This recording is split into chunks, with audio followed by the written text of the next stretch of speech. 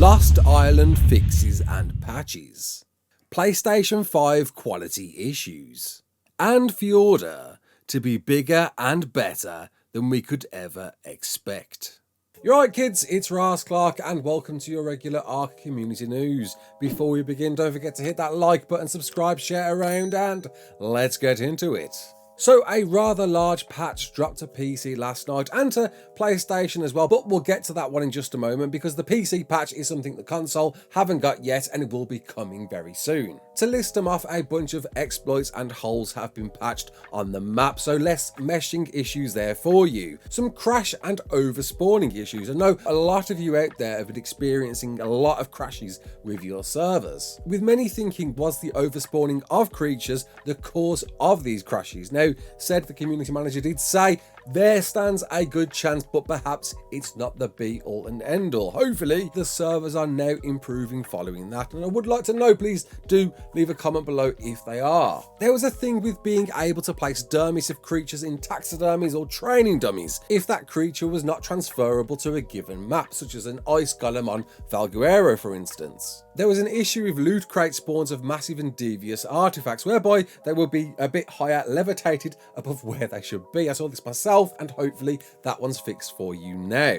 Apparently fertilized void worm eggs weren't decaying. Didn't know that was a thing, but no, it's not on PC and will be fixed on console soon. Fog whilst underwater, good grief, yes, we encountered that one just quite recently in our last Let's Play. Yes, underwater is a very foggy experience. Well, not anymore it seems, so now we can enjoy all the underwater fun we always wanted. A few clutter and foliage issues, but fixes to the Amargasaurus and the Cinematcropses. What fixes? We don't know. They didn't go into detail about what fixes they actually are. Is it with the timing mechanics? I hope so, because, you know, I didn't quite enjoy the Amargasaurus timing, or it could just be the mechanics of them. Not quite sure exactly what they are. I know it's not the nosedive bombing of the Cinematcrops because that is still happening. There was an issue with the respawn map and lat and long coords. As you may notice if you ever use the wiki, it seemed a bit off when you tried to pinpoint where something was versus coords versus placement on the map. Now that has now been fixed. It shouldn't be an issue for you anymore. And on top of that, apparently there were some beaver dam issues out there for you where some were just completely invisible. Now that has also been fixed, as well as some dinos not being tameable in caves. Encountered this one myself. Couldn't tame a dung beetle that was under level 150 within a cave. Even if I took it out the cave, it still wouldn't tame. Now that has been fixed, so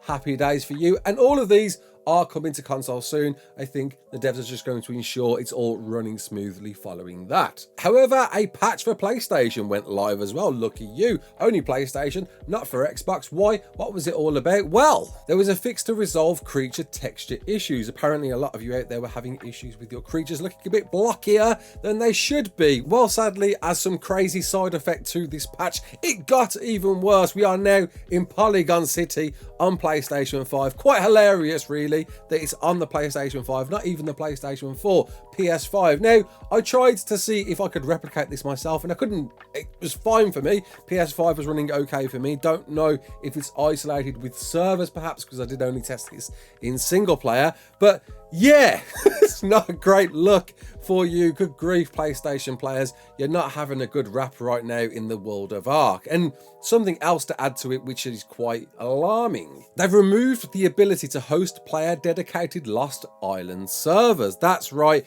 Obviously, you couldn't do this with Gem Part 2. You couldn't do this with Crystal Isles. And the reason being is because the map is too big. But this hasn't happened to Xbox, only for PlayStation. Now, it could be it's just delayed and hasn't come to Xbox yet, or PlayStation players are just receiving this in PlayStation players only. I have heard from some of you on Xbox that tetherless gaming is now back a thing. You don't have any tether if you're playing player dedicated on Xbox, which is really interesting because it further cements a big concern from PlayStation players on the support for them and what's happening.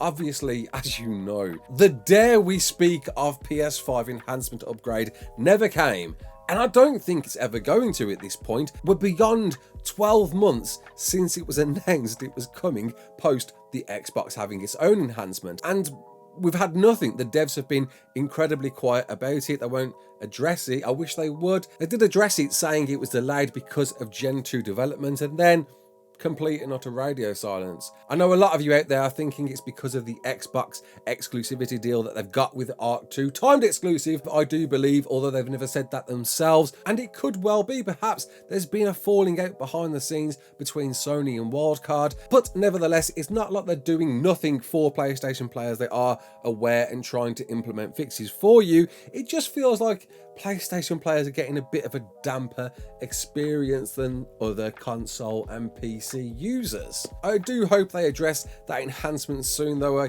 can't really hold any hope for it anymore, and it's a big shame to see dedicated support taken away from this too. So Fjordur, the Viking based map, which we've had a lot of fun on in recent times, and now know it's coming to official servers in the June of this year, seemingly another free mod map to console and PC users to enjoy, arguably, in my opinion, the best map in ARK Survival Evolved. Well, apparently it's going to be an even bigger and better map than we already knew it was. Nakatas, the developer of Fjordur, who's still working on it right now, and I assume now is coordinating with Wildcard to deliver that final version of this map, responded to me recently asking questions about this and how development is going, that we have no idea what awaits us, even if we know every place on Fjordur in its current state, and I do believe I do. I played it quite a lot, of course, with a Monarchy recently. The official version will be a new experience for us. He can't say much about it, but it certainly alludes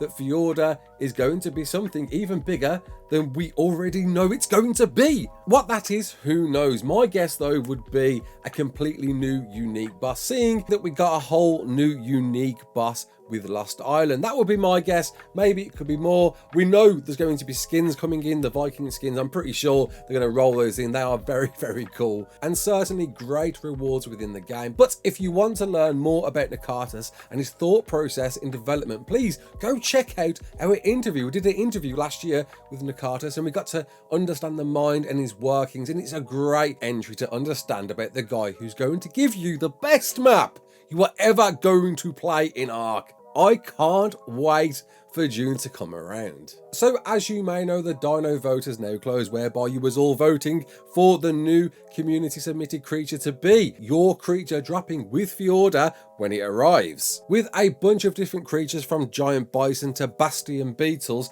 all out there with different ideas, abilities, but certainly just their unique appearance being the foremost reason why you would want to have this in the game. Of course, Wildcard probably changing the abilities when it actually gets released. Well, the election is now closed, and when are we going to find out what is the most voted for creature? Well, it seems to be Friday. That's right, tomorrow evening anyway, which means it'll be quite early in the morning for most people, quite late in the day over in the US, where we're going to find out what that creature is, and I can't wait to share it with you when it drops. It's going to be interesting to see what that most voted for creature finally is. Of course, my suspicions is it's probably going to be the giant bison. Reason being is it's being heavily promoted by the mod map maker himself, Nakatas. He really wanted to see this creature in there and was promoting it, wanted people to vote for it. But it could be anyone's game, who knows? We'll have to wait and see, but not very much long left to go. And it's shout out time. This time we're going back to codigoalex, who of course developed the wonderfully, creatively, mental out of the box mod map Titan. Well, he's going even further than we could even expect. codigoalex recently shared a new video on the things he's been working on that are coming to the mod map, including travel mechanics between the 4 planets, which is a mind-blowing thing to see. And Wildcard, you have to hire him. You have to get codigoalex on the team. He's certainly pushing the boundaries on new ideas and new ways of playing ARK. On top of that, he showcased a new trading system and a shop system in a variation to the hexagon system that quite uniquely uses the world events from Gen 2 to be able to be purchased to use. I love that. I think it's a great way to tie in elements and deliver them in new, unique ways. But overall, this new mod map that's going to be in development all throughout the year, right up until ARK 2, as codigoalex has said to us before, and I can't wait to see what more he's going to bring to this mod map. And there we go. I hope you've enjoyed this. If you did, comment below, let me know. What do you think is going to be the dinosaur picked tomorrow? My bet, it's going to be the bison. My name's Raasclark. Don't forget to like, share and subscribe. And as always, peace out.